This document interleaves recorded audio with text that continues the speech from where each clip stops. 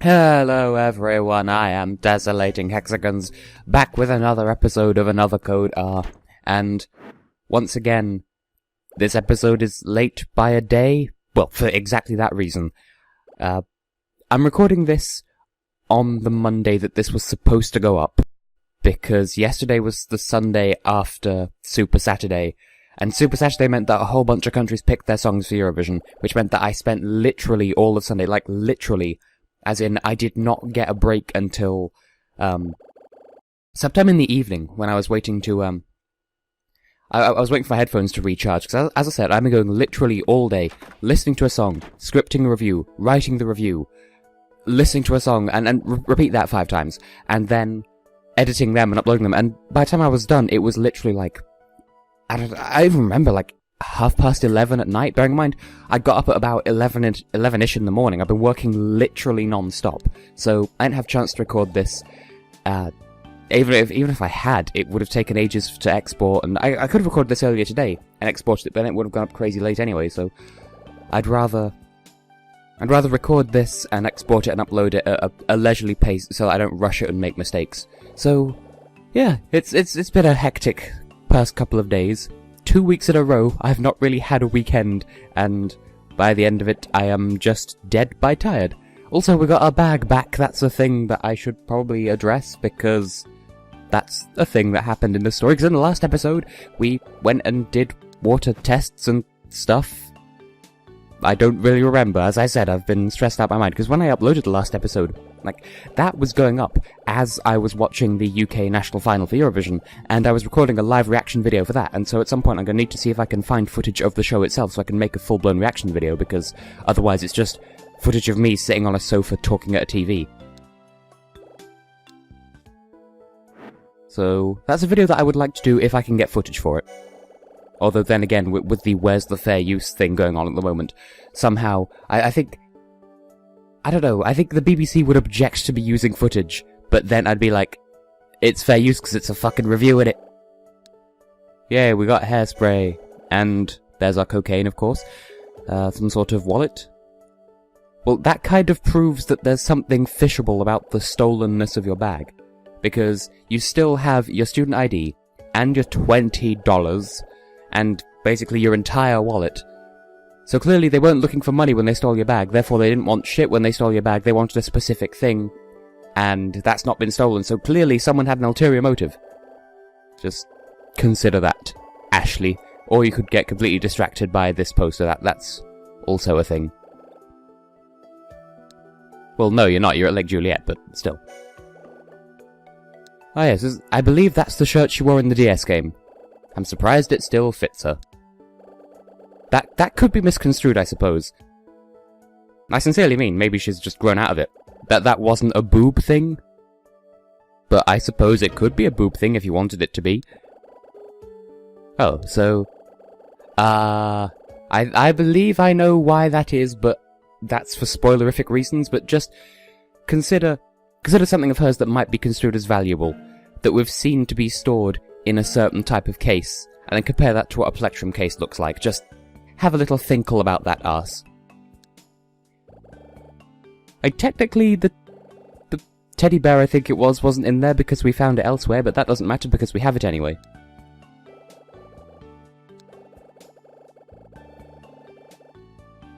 I would say, as a female, can't you just use your nails, but not only is that sexist, but that's also offensive to people with nails, like me, because I have really fabulous fucking nails. You wouldn't believe the number of times that I've been asked, hey, do you play guitar? No, I don't, and if I did, I'd use a fucking plectrum. I suppose it's the same kind of thing that tall people get when people ask, oh, you're tall, do you play basketball? I've never been asked that, but then again, I don't know how tall I am, because... And this came up in the Honey Pop LP as well. Am I the only person who doesn't keep track of my own measurements? Because why would you? Why does it matter that much? I don't know how tall I am, I just know that I'm over 6 foot at this point. I don't know how heavy I am, I don't know my clothing size, but I know my shoe size, but that's only because I wear shoes on a regular basis. That implies I don't wear clothes on a regular basis, so never mind.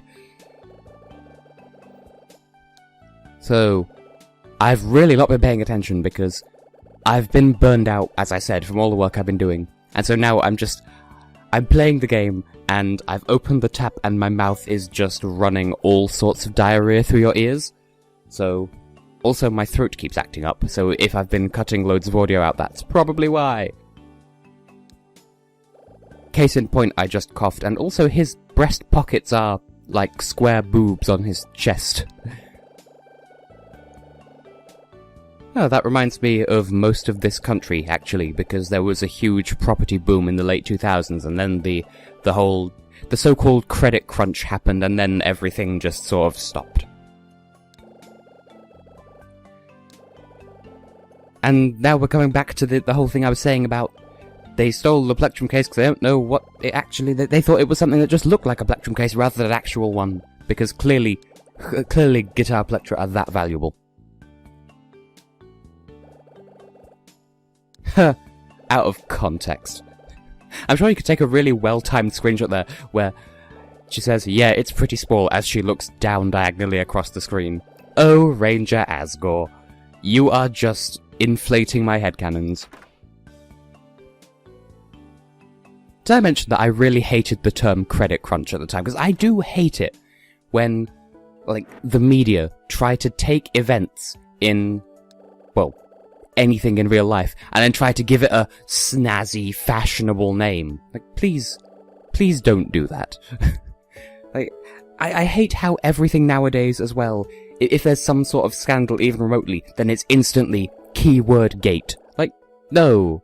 There was the Watergate thing, and if that hadn't looked like a compound word, like if it had been called something, I don't even know at this point, but if it had seemed like a surname or something like that, then gate would no longer be a suffix meaning scandal. Oh, also, there's the hat that we bought ages ago, and the t-shirt.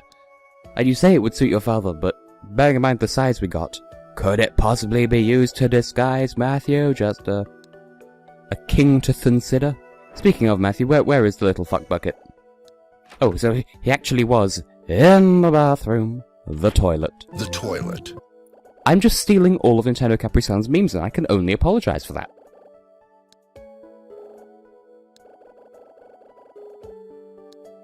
Okay, sexist to presume that it was a male, and in fact we know it was a female actually, so especially sexist, so shut your hair. And that's a weird hand gesture to punctuate that particular line with. Well, clearly they know who you are because you tell everyone who you are on site, and evidently they want something else. So it would seem that our next port of call then would be to check out either the diner or the half-built cottage. So, yeah, we have the bag. I don't suppose... What would we actually achieve by checking out where the bag was found? Because you would have thought, if Ranger Asgore had located the bag, he would have scouted out the area and thought, oh, that looks like it came from that bag. Okay, maybe that would be an irresponsible thing to do. But still, plot convenience, I don't know, we're gonna have to check out the place at some point, I'm sure. Although, come to think of it, he referred to it as if there was only one half-built cottage. So it seems like, given the economy faced by Lake Juliet because of the collapse of Crusoe Resort, surely there'd be more than one half-finished cottage. Just a thought. It's quite obviously the USA's national final for Eurovision 2007, and that went well because they were in Eurovision 2007. I am sad that the Czech Republic did so badly that year. In fact, I'm just sad when the Czech Republic does badly and the Czech Republic never does well. Although, that said, 2009, I can see why it finished where it did. And they didn't do too badly last year, but they still should have at least qualified.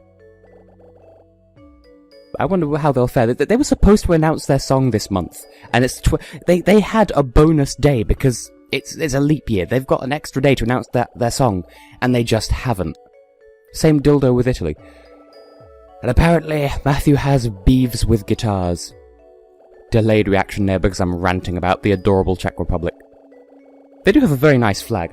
I do like the triangle dealie on the Czech flag.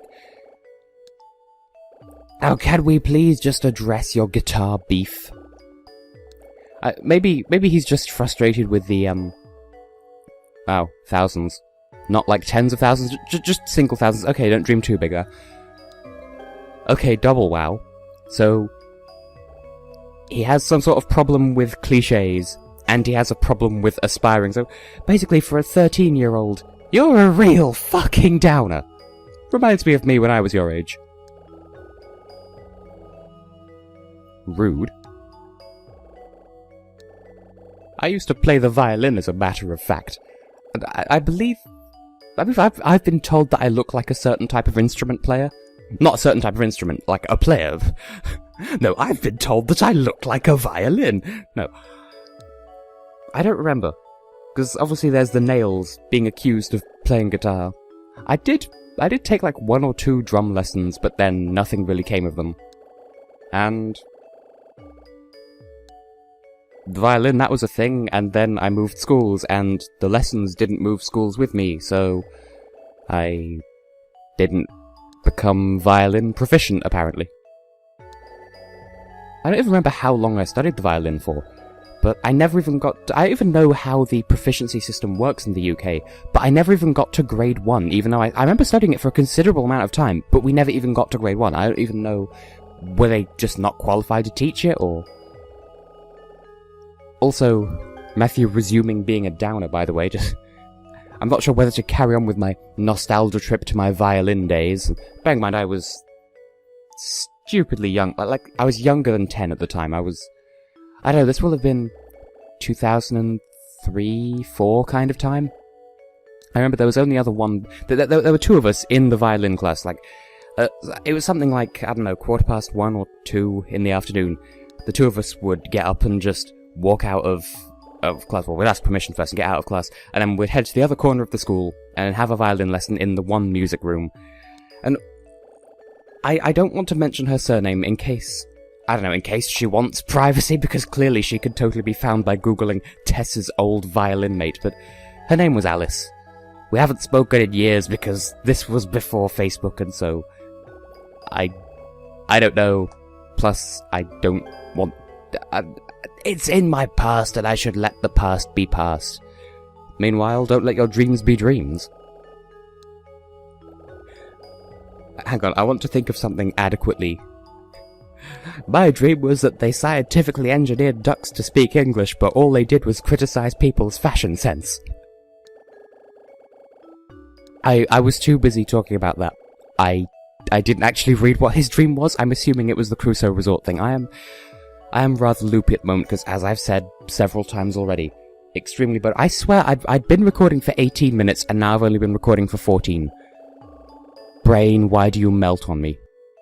See, now that's unrealistic. With platforms like Eurovision and The Voice and The X Factor and So-and-so's Got Talent, you can make it into music even if it's just for like 15 minutes, but Nobel Prize? It's not gonna happen, mate. I mean, there are some people... I suppose he's 13, if he sticks at it... Well, he's not gonna stick at his studies because he keeps running away from home, doesn't he? So no, you're never gonna win Nobel Prize. Because I can grammar. Because I'm talking so quickly that my words run together, and so the particles between words just kind of mush together with the words around them, and I'm just talking for the sake of saying words, because this is apparently just a text-heavy episode. It's a shame, because I'm sure they're saying really motivational shit, and I'm just running my mouth, as they say. That's a very nice kitchen behind her, by the way. Well, if you keep running away from home, then you're definitely not going to, because how the fuck are you going to get into science? Like, for that matter, how does one get into science anyway? You study science at school, and then if you care enough about it, take it to college, and then if you can stick with it through college, then you take it to university, and then what? What companies hire scientists for, like, science purposes? And there is a slight sexism in there, I suppose, and so I do support her feels. You prove everyone wrong there, Ashley Face, with your hibiscus boob. Hibubscus, Hibistit, Hibiscit. By the way, it bothers me when Americans claim that what they call biscuits are biscuits, because those are not fucking... I don't know what they are, but they are not fucking biscuits. Dumplings, maybe? I don't even know. But that's another one. And I was bitching to Super Alex 641 about this the other day. Why is it? First of all, why do Americans insist on using the word twat in the first place? Because that's kind of our word, can you not? But then when they do say it, they pronounce it twat. Where is the O in twat? I'm sorry. Jesus on a toast. On exactly one toast. Oh, are we getting our next objective? I'm too busy rambling about Americans and they're talking about our next objective.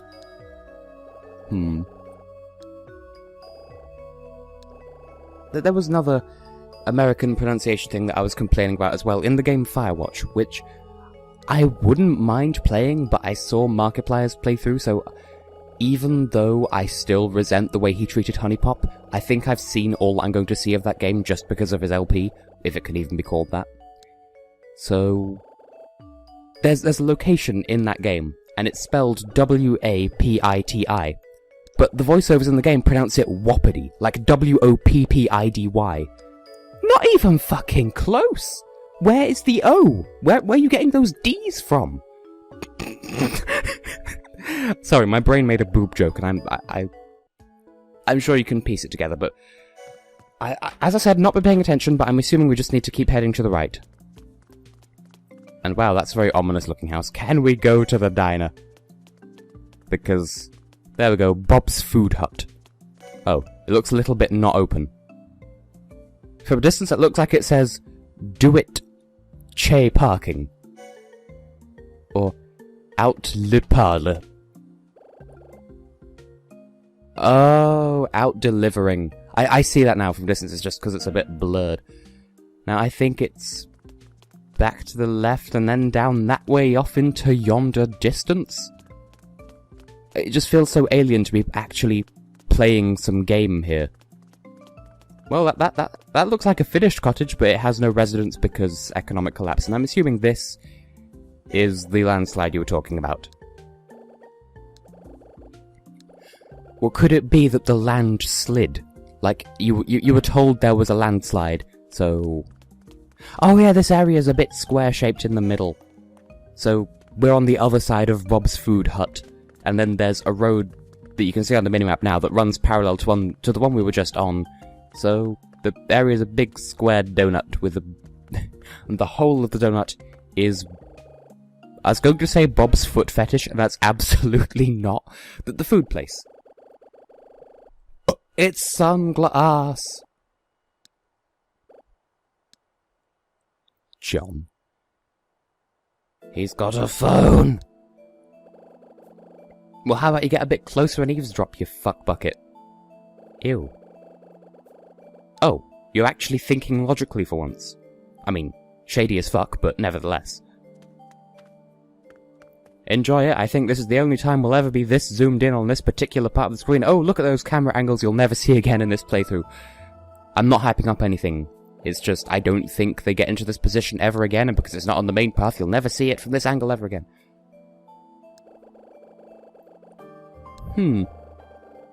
So, he's a fuck parcel who is invading JC Valley and also observing other things. Huh, so presumably... Okay, my assumptions on the spot are... He's... well, duh, you're not even behind anything. I'm assuming he's studying the pollution of the lake, and the pollution of the lake is what caused Crusoe Resort to go under 5 years ago, and because the pollution's returned, and because Crusoe Resort and JC Valley are on the same area, he's assuming that the two are somehow connected and that they're conspiring to pollute the lake, or some shit like that.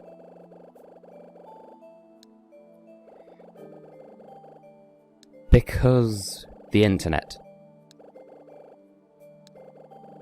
Actually, nobody talks like this, and no teenager would investigate the way you are.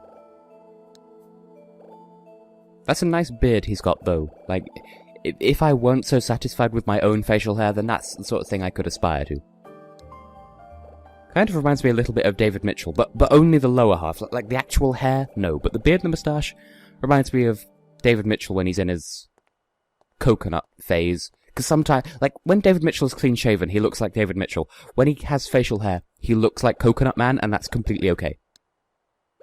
Which does remind me that my review of the Norwegian song for Eurovision this year, I do feel like I come across as very Dave Gorman meets David Mitchell, I think. All of the Davids. Divity davity doo-doo. I said doo-doo. Well, evidently. Even from the shit that he's avoided saying, it's obvious that he knows something about the father of the Matt of the Crusoe dynasty. Why do people say dynasty sometimes? Is it not dynasty? Is it not is it not like dinner apostrophe S-T-E-A? Oh god, that just made me think of a thing, because in Yorkshire they insist on calling... Yeah. Okay, so in Yorkshire, they either insist that there are 4 meals in a day, no, 3, shut up, or that there are 3, but then they refer to lunch as dinner, and then dinner as tea. No, this is wrong. Dinner is the evening meal, and it is the largest of the 3. Tea is a fucking beverage. Yorkshire, I do not like. Fight me. Literally fight me, Yorkshire. I'm just picking all of the fights this evening with my less than lucid brain. Oh, the Wii Remote just vibrated. I believe we're about to encounter a certain person, am I right? I think we're about to meet a character. Yes, her theme music is my favourite background music of the entire game, but I don't think we hear it yet. I'll put a thing on screen saying whether this background music is the one I'm thinking of or not, because I can't hear the TV, because it's not a TV, it's a computer monitor. How many times have I said that? Take another drink. Don't lie. We are looking for some arse.